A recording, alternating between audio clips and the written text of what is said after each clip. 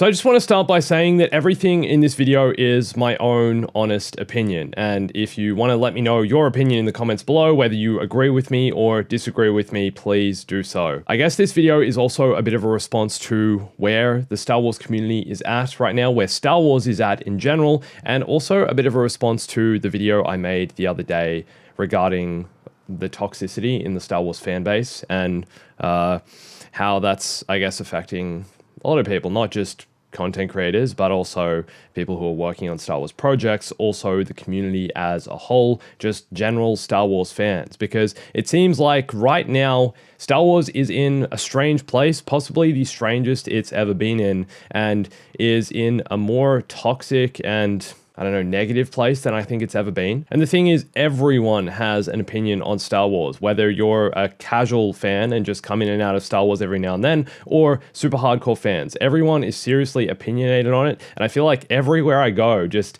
meeting people, talking to friends, talking to new people I meet, they're always kind of giving me their opinion on Star Wars, whether they're just really invested in it or whether they're just kind of, like I said, a casual fan and coming in and out of it every now and then. They might have seen Mandalorian and some of the bigger Star Wars shows. They might have played some of the games. Everyone has an opinion. And that I've talked about in the past is, I think, what makes Star Wars so beautiful and so rich with life. There is so much variety in Star Wars and so many different assets and facets of it. And it's a great topic of discussion because of all of these things, because it can go so deep. There's so much of it to dissect and talk about and so many layers to it. And the fact it's one of the biggest franchises in the world and it's been going for over 40 years. But the general consensus, or I guess the overarching thing that you hear so often nowadays from both casuals and hardcore fans, is that Star Wars sucks. And basically the idea that Disney are ruining Star Wars, that they've destroyed it, that they're destroying George Lucas's legacy,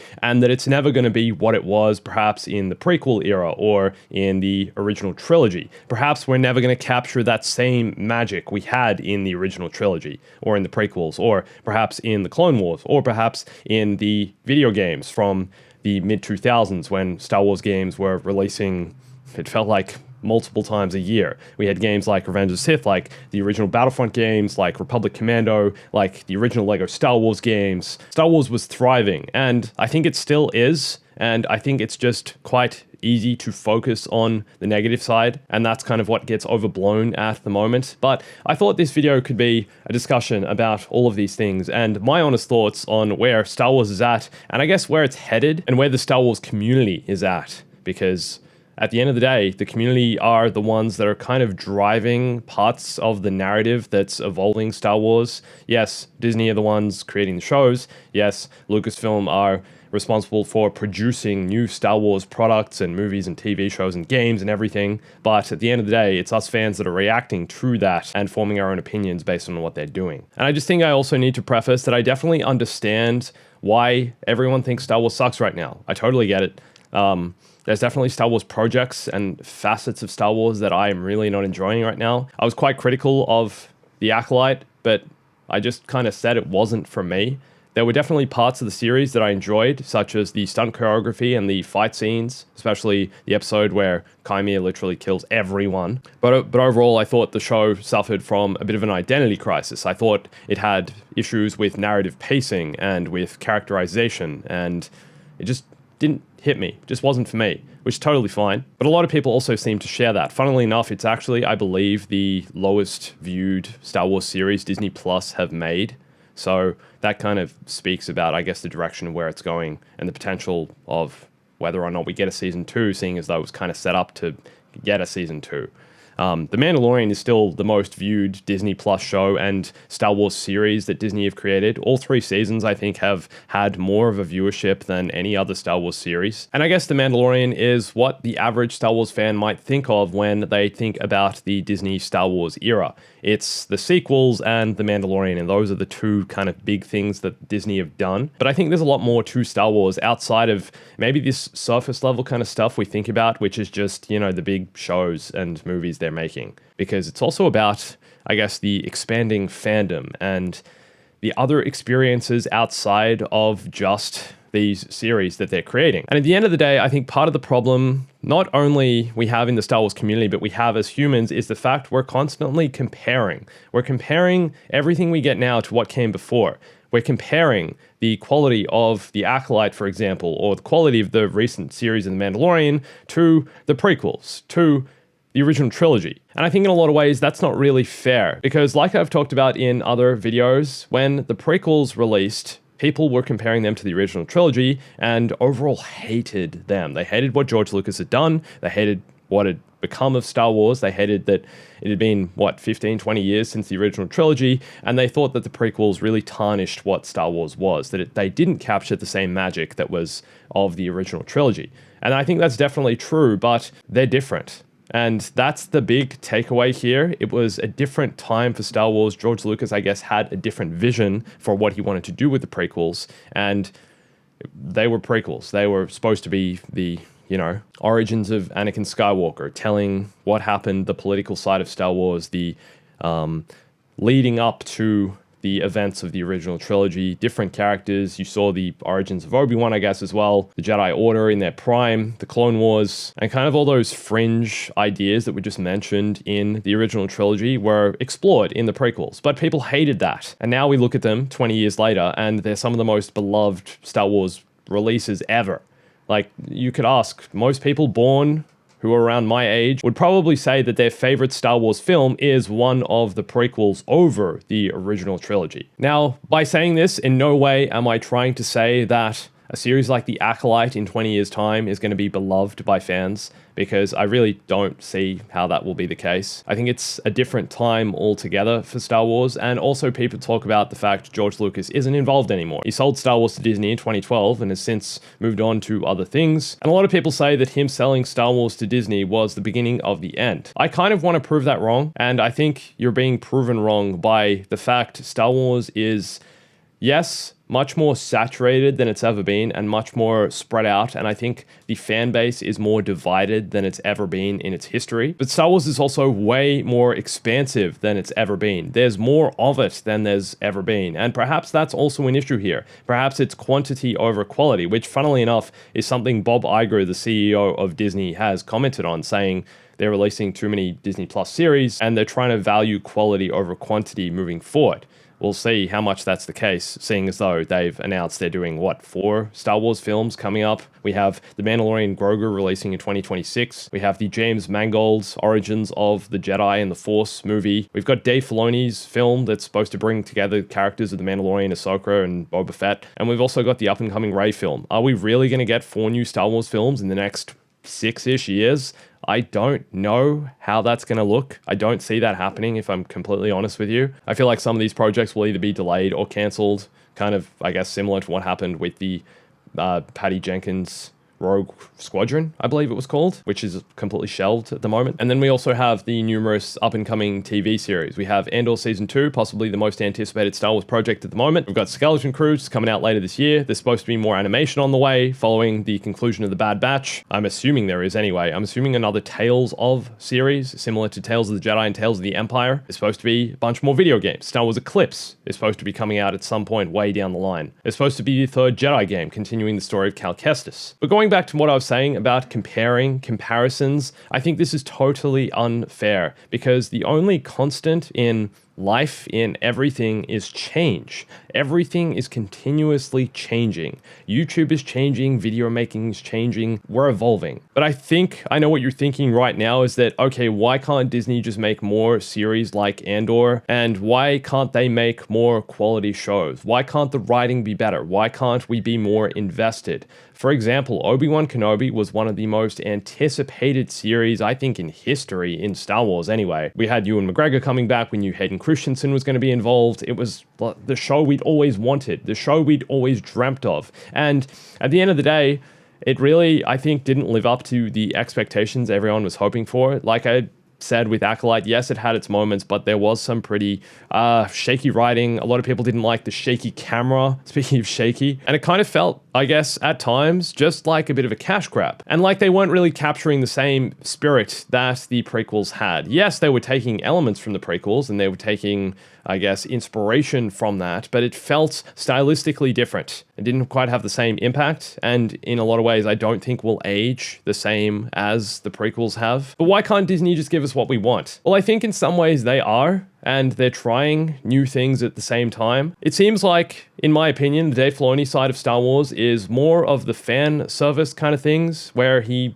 touches on the Clone Wars still, where he's exploring characters like The Mandalorian alongside Jon Favreau, where he's still grounded in the animation side of Star Wars, following on the continuation, I guess, of the Clone Wars into Star Wars Rebels, into the Bad Batch, and continuing the narrative arc of Ahsoka, continuing her character into Star Wars and I guess weaving her into the events of the Skywalker saga. For me, his writing and his projects are the more fan servicey side of Star Wars, and a lot of people believe that he should be running Lucasfilm, that he should be the head of Star Wars and its future. A lot of people disagree with that though, and think he's not the man for the job, and that some of his projects are kind of average. And honestly, at this point, I don't think there is any one man or woman for the job. I don't think we can just be like, this one person is going to save Star Wars, because if we look back, people hated George Lucas when he was still running the show, and people thought he was ruining Star Wars with the prequels, and even with some of the Clone Wars stuff, and I guess some of his more wild ideas, especially in the latter years before he sold Star Wars to Disney. Kathleen Kennedy, of course, cops so much flack for her role and for her leadership over the Star Wars franchise at the moment, but at the same time, I think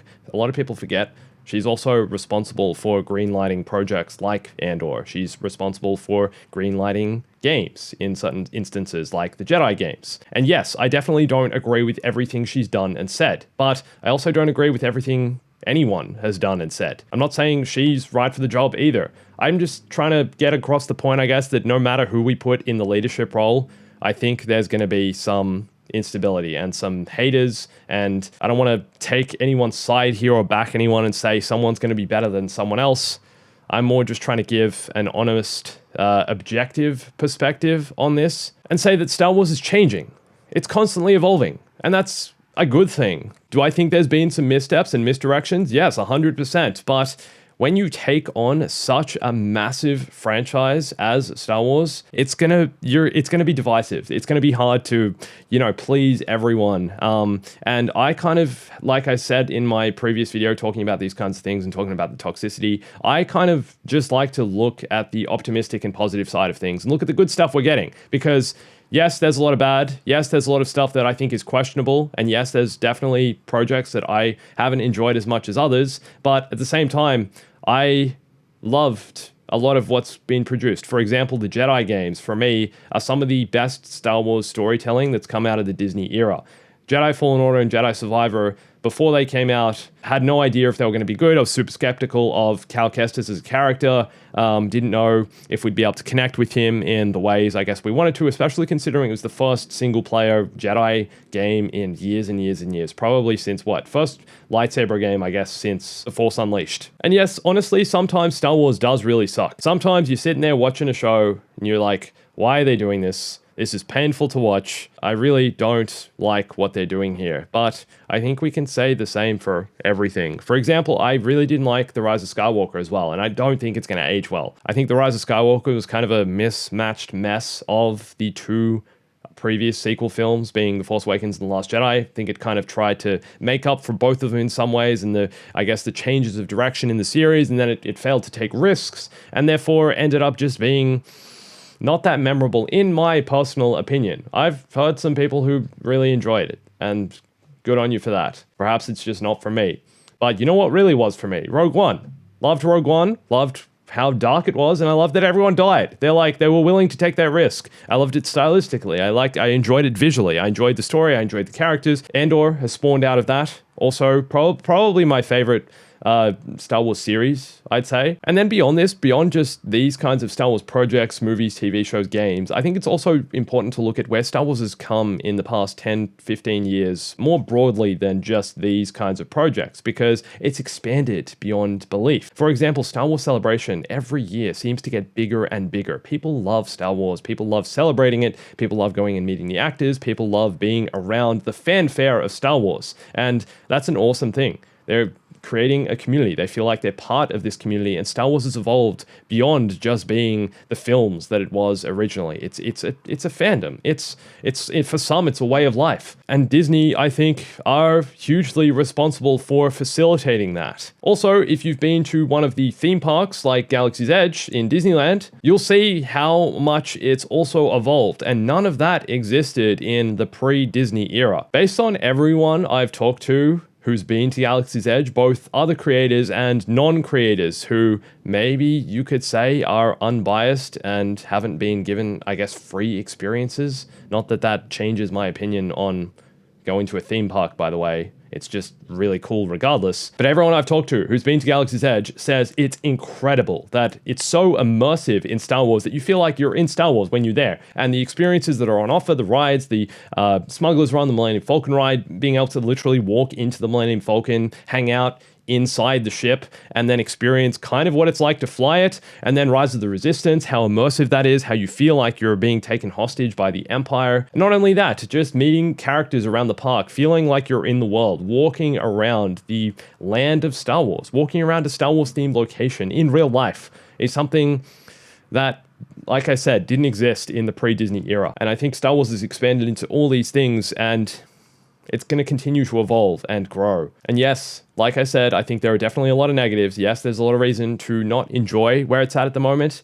but I think there is also a brighter side to that, and that is in some of the things I've mentioned. Like I said in that previous video, Star Wars is supposed to be fun. We're all here because we liked Star Wars at some point. That moment you first saw Star Wars and you were captured by its sense of imagination and wonderment. That's what Star Wars is all about. And yes, you might not enjoy every Star Wars project, but there's going to be someone else out there who does. So perhaps that side of Star Wars isn't for you. I'm going to be honest on my side of gaming here and my opinions on Star Wars gaming, but for example, a strategy game like Empire at War, which people say is one of the best Star Wars games ever made, is so not for me. I've never been into strategy games. I don't really have, I guess, the patience for it, and I prefer something that's a bit more action-packed, fast-paced. But people love that side of Star Wars. People love exploring that side of the fandom, and I think that's so awesome. And it's so awesome that there is an outlet for what they want to enjoy within Star Wars in that side of things. So that's just not for me, and that's what I'm trying to get across here.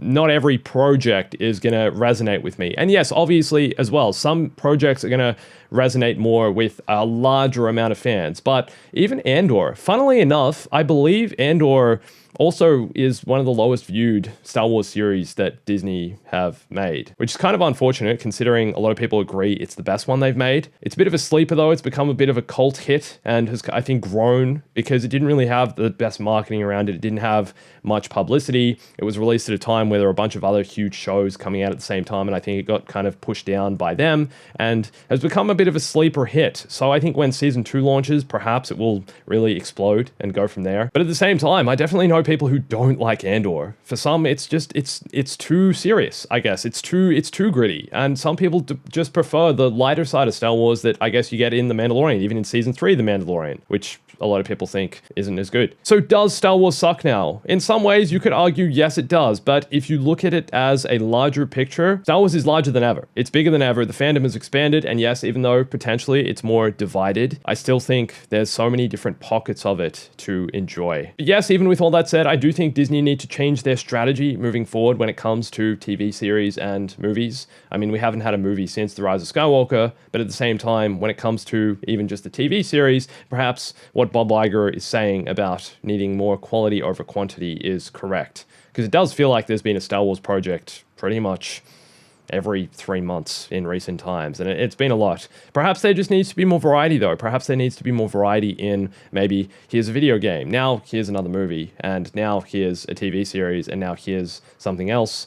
maybe that's where it's going. I guess they're constantly working on multiple things all at once. But just remember that Star Wars is going to continue to evolve, just as we are and just as the world is evolving. And I hate to break it to you, but it's never ever going to be what it was. It's never going to be what it was in the prequels. It's never going to be what it was in the original trilogy. It's a different time. And if you enjoyed that part of Star Wars, then enjoy that part of Star Wars and appreciate the parts of it, I guess, now that you also enjoy. Appreciate the projects that are good. I always want to feel optimistic and excited about where things are headed, not only for Star Wars, but for, I guess, media, the internet, video games in general. And there's definitely stuff on the horizon that I'm looking forward to that I think will, in some ways, perhaps bring us all together again and reignite Star Wars. I kind of just think we're at a point now where there's been so many different kinds of projects, and yes, some of them are varying in quality, that we've become divided, because if you say you like something and other people don't, that becomes problematic for some. I guess what I'm just trying to say here is enjoy the Star Wars you enjoy and look forward to what you're looking forward to. And just remember that there's so much more of it than you might remember at first glance. Star Wars is bigger and continuing to grow, and it's going to continue to do so. There's no way this franchise is going away. And yes, even though I guess it's getting a bit of a reputation for going up and down in quality, I still think there's a lot to enjoy. But honestly, this is just my honest thoughts. If you want more of my thoughts, let me know. And I honestly just thought this would be really interesting to share following how positive the reaction was to everything I said about where the Star Wars fandom is at in my previous video and where video games are at and the toxic side of them. And I read a lot of your comments in that video, and it was just really uplifting to see there are so many positive voices out there, and I guess it's a vocal minority that are spreading some of the real negativity and toxicity that's in Star Wars that's really, disappointing to see, and that is affecting so many people. I personally want to continue to be positive. So thanks everyone for your comments about that and for your support. It really means a lot to me. Also, this video was kind of inspired by Anthony Fantano's Let's Argue series. So shout out to him for the inspiration for this. And please let me know if you agree or disagree with what I've said. Really looking forward to reading more of your Star Wars opinions. And thanks for watching this. Appreciate your support, guys. My name's Andrew. I'll catch you soon.